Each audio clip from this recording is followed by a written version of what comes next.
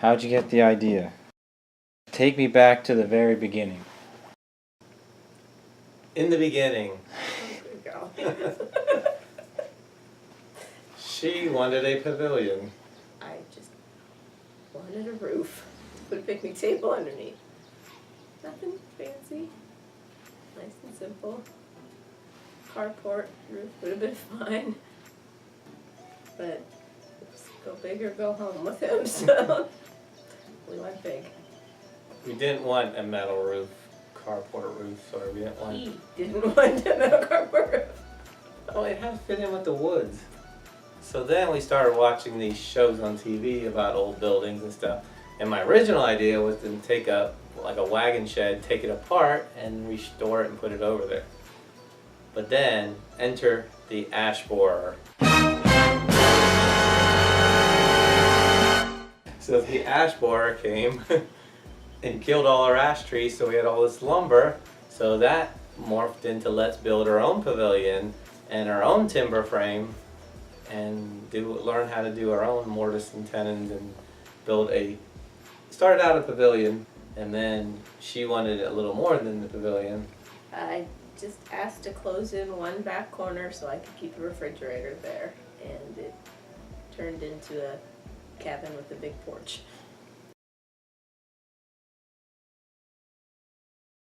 The lumber was cut in January, February 2016. So the idea was well before then. It was before that. Right. So I bought my 3 books on Amazon and studied how to do it, and we cut the trees down and had them saw it in the lumber, and some of that lumber's been cut for a while, and the ash borer affected trees at her mom and dad's place, so they gave us lots of trees, and we ended up with lumber all over the place, and 2 years in the making of sawing and cutting pieces. The first test piece was made they're going to be hopefully table legs eventually, but we started taking what would be a post and just making a mortise in, and we started doing it with a 2-inch drill bit and drilling like for a 10-inch beam 5 holes next to each other, and then taking a chisel and chiseling it out. And it took forever. It took a long time. It took like 2.5 hours to do each mortise. After doing a few of those, the next year, last summer, I guess, I decided we needed a mortiser, a chain mortiser, to actually get this thing done in a reasonable time. While we were still living. There's a lot of moving around because the workshop's not big enough for everything, so there's a lot of moving pieces. We tried different things. When we first got the beams home, we realized how heavy they were, and the first night we unloaded them, Brittenheim was here, and we unloaded it by hand, and with Kyle and Kurt and Britton and me, and they were heavy. We found out right away. And then so next load we got the tractor and unloaded and sent them out in the yard by the workshop, and then we tried to move them inside. We tried using the 4-wheeler with a trailer behind and laying one end of the big beam of the 8x10 on the trailer, and the other end we put a hand truck upside down with a ratchet strap around it, and tried to back it in, but that was too many turning points to easily do. So then we found out it was easier to do the same thing with the hand truck under the one end, and put the tractor and use a tractor at the other end, and just lay it on the drawbar and back it into the workshop like a trailer. And then inside the workshop a hydraulic lift that's for a car, and we could roll or slide them on over that, lift them up and stack them. So we did that. Going in and out. So Mike brought the rollers. Mike Klinger brought the rollers that were used at a grocery store, aluminum rollers that once you put them on there, we could push them out, in and out, and that really helped a lot to get them in and out.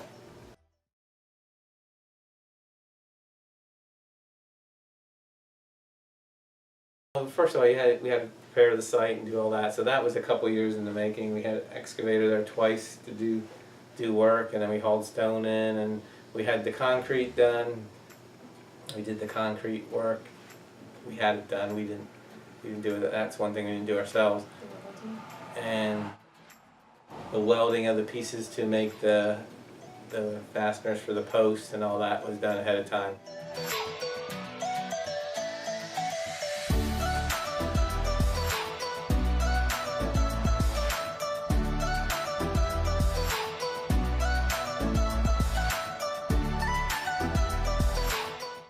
The concrete slab's one thing. How we did that, we decided to have it colored and stamped to look like stone.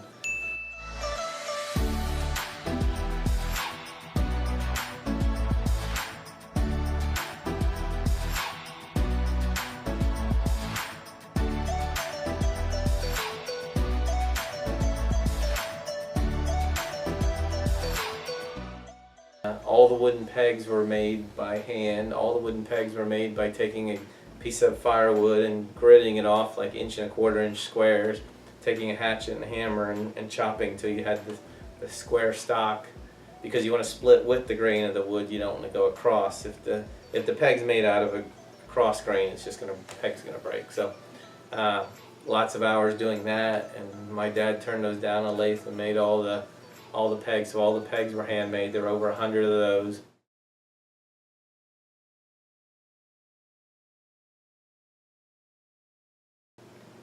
We tried different methods of carrying them. The one that was not successful and not recommended was the one where we put a ratchet strap around the end and had the wheels on the other end and a piece of pipe, and that's where Kyle and I were carrying them in February, some of the last beams that we needed, and we tripped and fell, and I got my finger stuck between the strap and the pipe and ripped off the end of my finger and had to have surgery, and that's not the recommended way to move them around. So we didn't do that way anymore. He had his first surgery.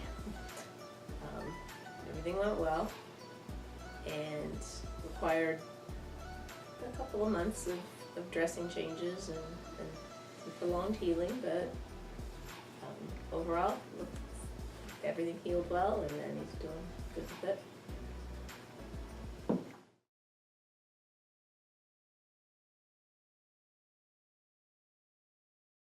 To move them out, we used those rollers, moved them out, and fitted them, and then we stacked them on a pile, and Scott Hine brought his tractor over to load them on Mike Klinger's truck. That was the easiest way we found, was with equipment to move the beams rather than us move the beams. And we got them over there and staged right as close as we could to the site, and then the day before we assembled the bents, the 4 bents, so they were ready for the next day when Mike brought the truck over with the boom, and we set them up one by one and put everything together.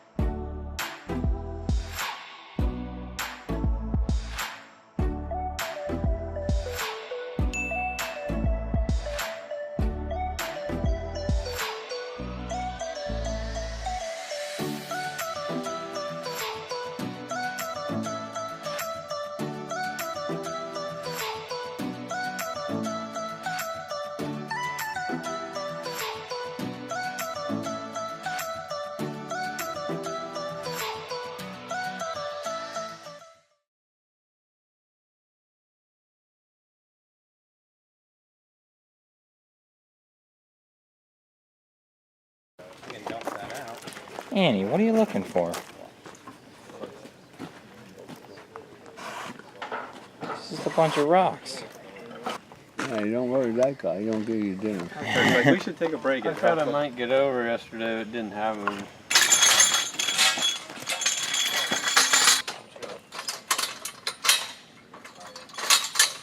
It's pavilion raising day. Mom's a little too excited. Your voice is getting high. You're so excited. This one here is the only one that's going to get one, and we have to get it off that trailer up there. It's called a Gert here.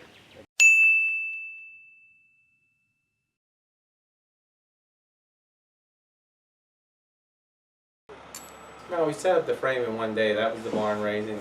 That's all the years of hard work go, and hopefully everything fits together, which it did.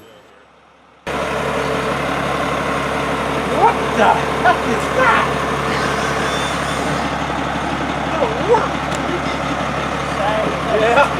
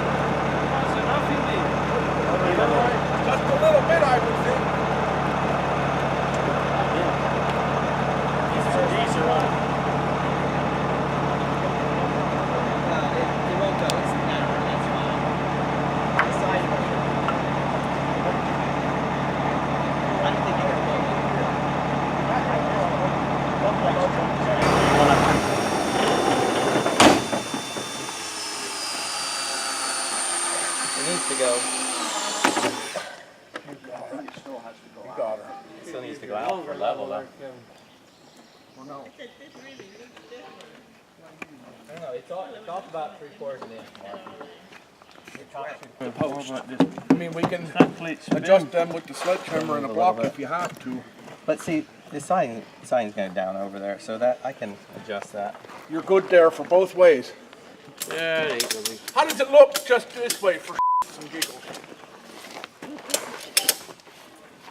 think it's bad. I got tension on it.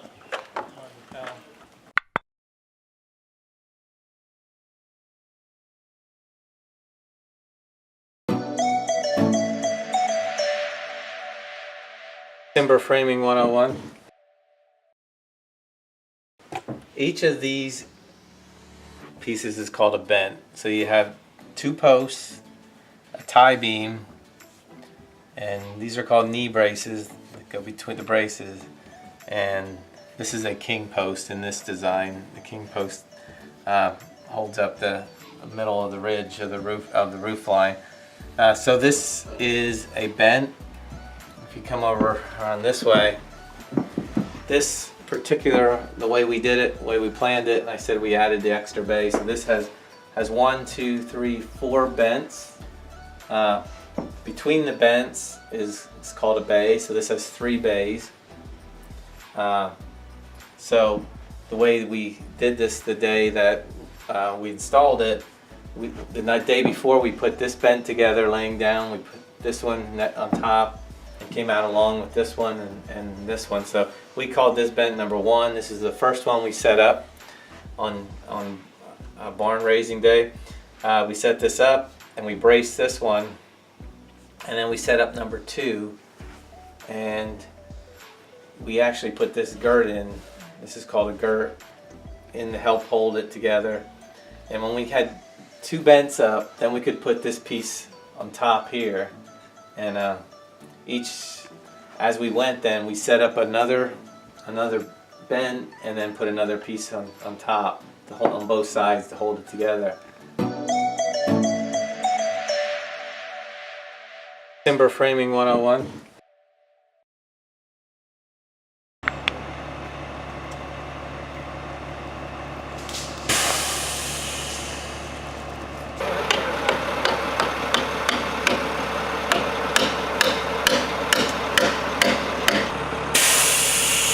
Like you. I don't know, these are down with the bottom. Well, it didn't fall apart when I went to put it up the first time, so that's a good sign. But I don't know, we got a long way to go yet. I figured it would go up that fast. I was afraid of it coming down just as fast though.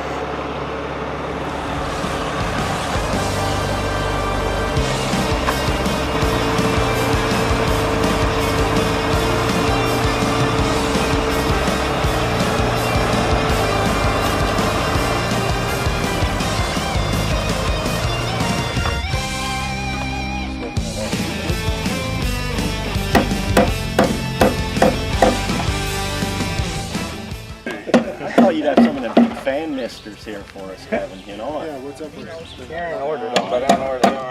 Tell you We what, had some of those exhaust fans from the chicken house. what the heck's OSHA?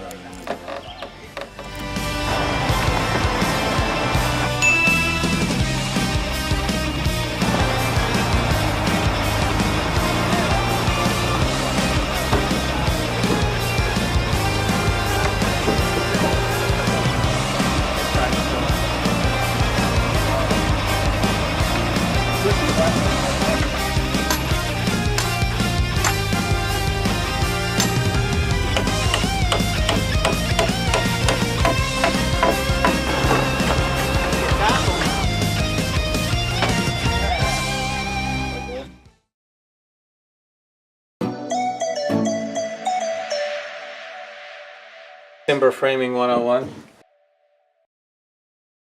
In here you'll see these are called scarf joints, where you actually take 3 pieces along the top here to make one long beam that's like 36 feet long. But each of those got set up. As we set up the bent, put the knee braces in, we lowered this piece down into the knee braces and then put all the wooden pegs in it. So it's put all together with the wooden pegs. And we just kept going forward. By lunchtime on the day we installed it, we had everything from this height below the king post we had together. Timber framing 101.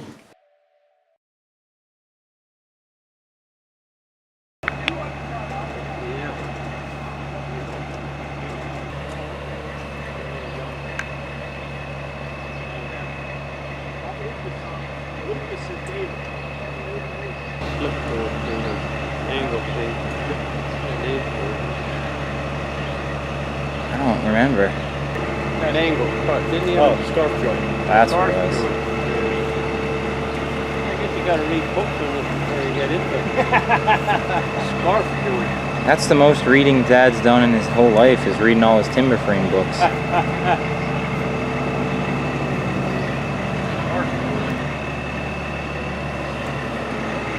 That's a nice looking scarf joint there, Kevin. One of the better ones I've ever seen. I see.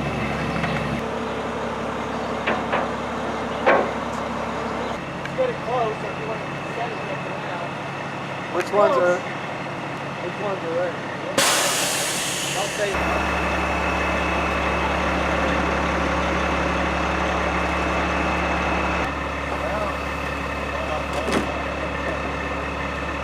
That's why they call that a knee brace, Scott. Right. Oh, Yep. You got the pegs, Kevin.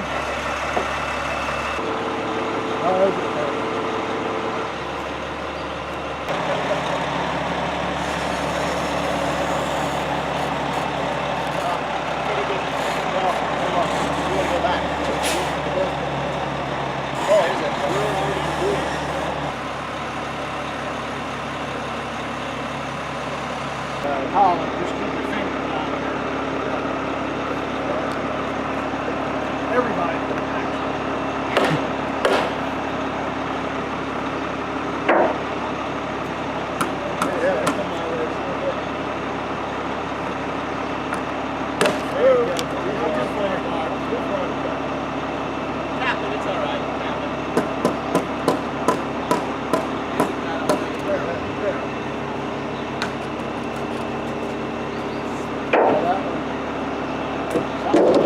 This right here. What do you need now?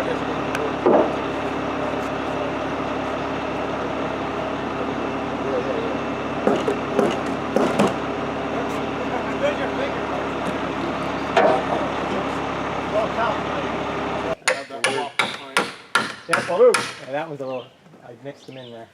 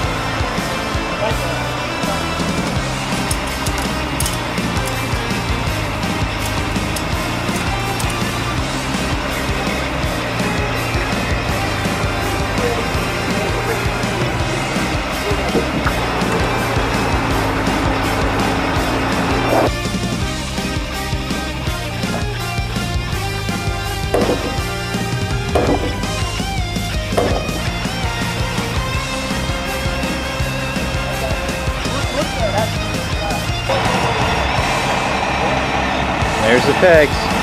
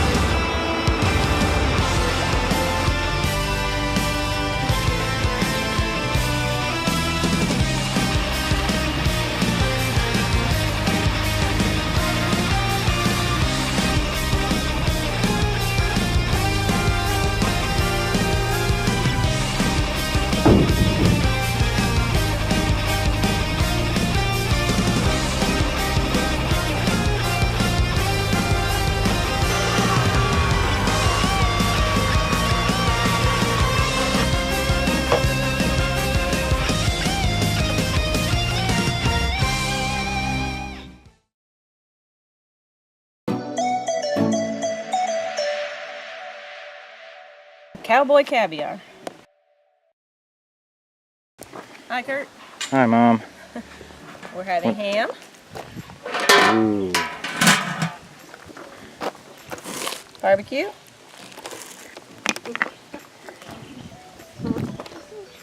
baked beans, Yum.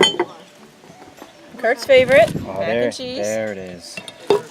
That's the best part right there. bologna and cheese, macaroni and potato salad,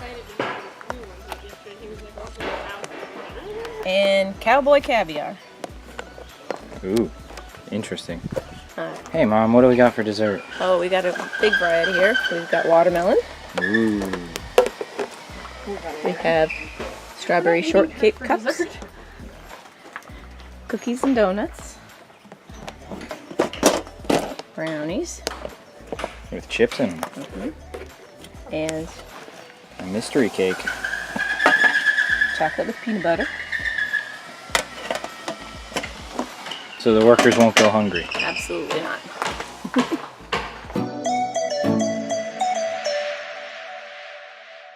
Cowboy caviar.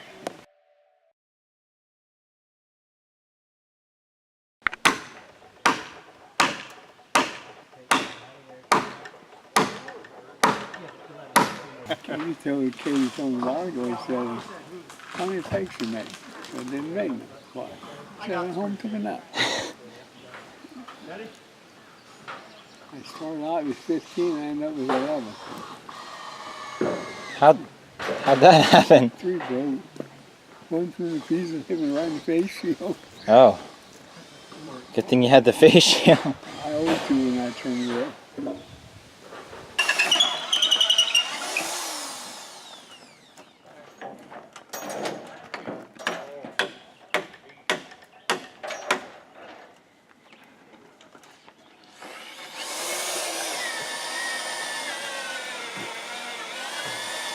What time is it?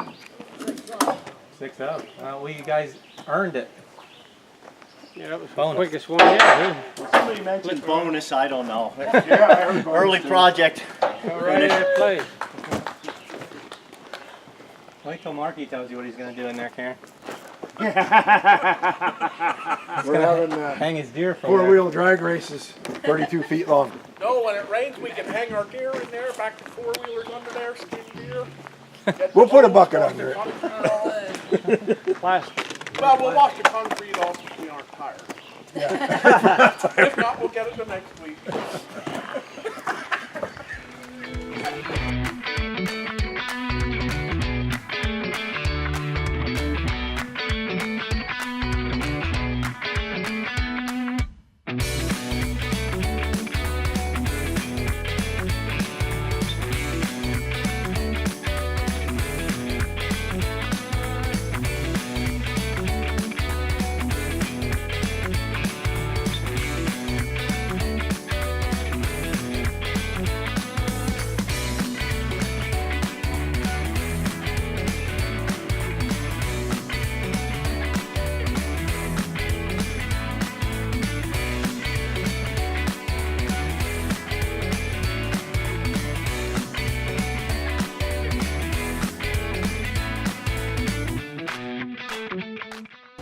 Going good. I was a little worried at the beginning with the peg staying in, but they're going good.